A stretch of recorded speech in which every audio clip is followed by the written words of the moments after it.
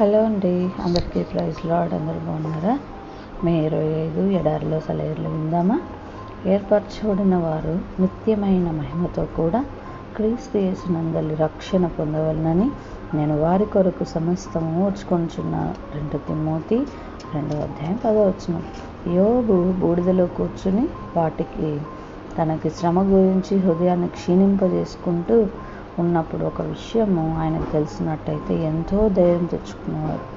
ఈ లోకానికి సంబంధించిన ఒక సమస్యను పరిష్కరించడంలో ఏ మనిషి అయినా దేవుడికి సహాయపడుతున్నాడో అంటే తానే ఆ మనిషి అని. కేవలం తన కోసమే ఏ మనిషి బ్రతకడు. యోబు బ్రతుకు కూడా నీ బ్రతుకు లాంటిదే, కాకపోతే అది పెద్ద అచ్చులో రాయబడింది. కాబట్టి మన కోసం కాచుకొని ఉన్న శ్రమలు ఏమిటో మనకి తెలియకపోయినా మనకి ఒక నమ్మకం ఉండాలి. యోబు తనను చుట్టుముట్టిన నికృష్ట స్థితిలో పోరాడిన రోజులే ఆయన్ని మనం మాటిమాటికి గుర్తు చేసుకునేలా చేసినాయి.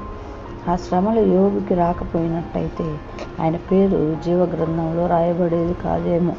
అలానే మనం పెనుగులాడుతూ గడిపిన రోజులు, దారి తెన్ను తెలియక కొట్టుమిట్టాడిన రోజులే మన జీవితాల్లో అతి ప్రాముఖ్యమైన రోజులని గుర్తుంచుకోండి. మనకి అతి విచారకరంగా అనిపించిన రోజులే అతి శ్రేష్టమైన రోజులు. మనం మొహం నిండా చిరునవ్వుతో వసంతకాలపు పుష్పాలు నిండిన మైదానాల్లో గంతులేస్తూ పరిగెత్తే రోజుల్లో హృదయానికి మాత్రం ఏమీ మేలు జరగదు. ఎల్లప్పుడూ ఉత్సాహంతో ఉల్లాసంతో ఉండే ఆత్మ జీవితపు లోతుల్ని తరచి చూడదు. అలాంటి స్థితిలో ఉండాల్సిన ఆనందం, సంతృప్తి ఉన్నాయి, కానీ హృదయం మాత్రం ఎదగదు.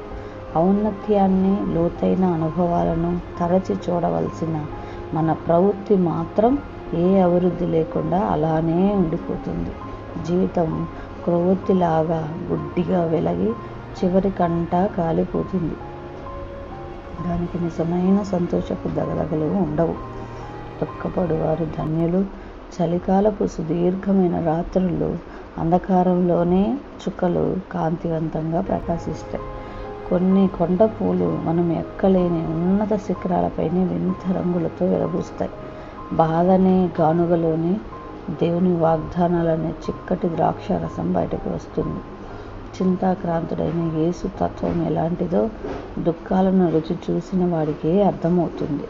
నీ జీవితంలో సూర్యకాంతి ప్రకాశించడం లేదు, కానీ ఇప్పుడున్న మబ్బు పట్టిన నేలంతా ఎండిపోయి ఎడారిలా తయారవుతుందేమో. దేవుడికి అంతా తెలుసు.